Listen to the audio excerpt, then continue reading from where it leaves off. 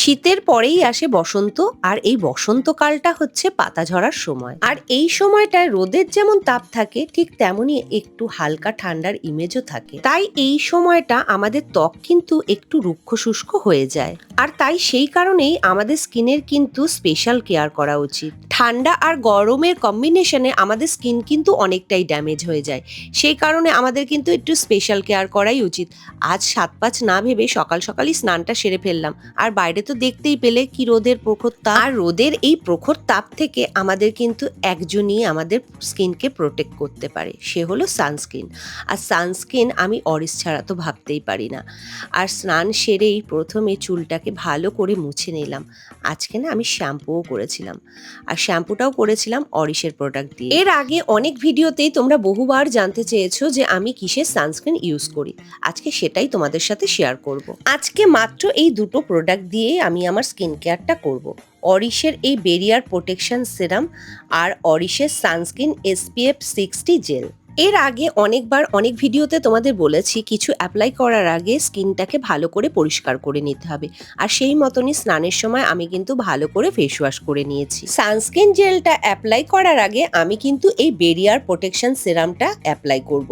কিন্তু কেন এই সিরামটা ইউজ করব বলছি আসলে এই সিরামটার অনেক বেনিফিট রয়েছে। প্রথমেই বলে রাখি, এই সিরামটা সানস্ক্রিন লাগানোর কিছুক্ষণ আগে কিন্তু অ্যাপ্লাই করতে হবে। আসলে এই বেরিয়ার প্রোটেকশন সিরামটা স্কিন প্রোটেক্টর হিসাবে কিন্তু কাজ করে। নাম্বার 1, স্কিনকে কোনো রকম ভাবে ড্যামেজ করতে দেয় না। নাম্বার 2, যে কোনো রেডিয়েশন থেকে স্কিনকে প্রোটেক্ট করে। নাম্বার 3, ব্লু লাইট, বিশেষ করে যারা কম্পিউটার, ল্যাপটপ, তাছাড়া যারা সারাদিন মোবাইলে কাজ করে তাদের ক্ষেত্রে এই বেরিয়ার খুব ইম্পর্টেন্ট। কেন কি সেগুলো থেকে যে রেডিয়েশন আসে সেটা কিন্তু স্কিনকে ড্যামেজ করে দেয়। তো বেরিয়ার সেখানে একটা স্কিন প্রোটেক্টর লেয়ার হিসাবে কাজ করে। এবার হাতে চলে এলো অরিসের এই সানস্ক্রিন SPF 60 জেল। শীত, গ্রীষ্ম, বর্ষা অরিসের সানস্ক্রিন আমার ভরসা।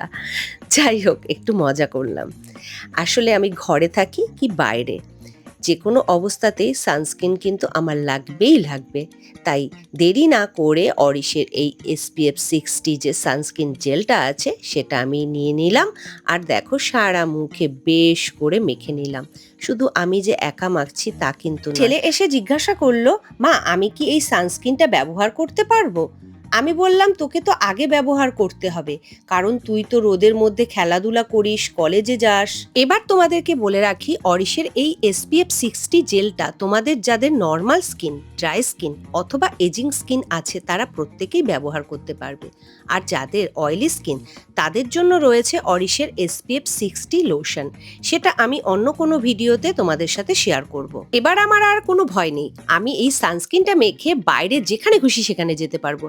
আমার কিন্তু আর রোদে পোড়ার কোনো ভয় থাকলো না। তোমাদের সুবিধার্থে আরেকবার বলে রাখি, এই প্রোডাক্টগুলো তোমরা কোথা থেকে পাবে। অরিসের যে নিজস্ব ওয়েবসাইট আছে তার লিঙ্কটা আমি পিন কমেন্টে দিয়ে দিচ্ছি, তোমরা সেখান থেকে পারচেস করতে পারো। তাছাড়া নাইকা, ফ্লিপকার্ট, অ্যামাজন, মিন্ত্রা সব জায়গাতেই কিন্তু এই প্রোডাক্টগুলো অ্যাভেলেবেল। আজকের ভিডিওটা এখানে এন্ড করছি। টাটা।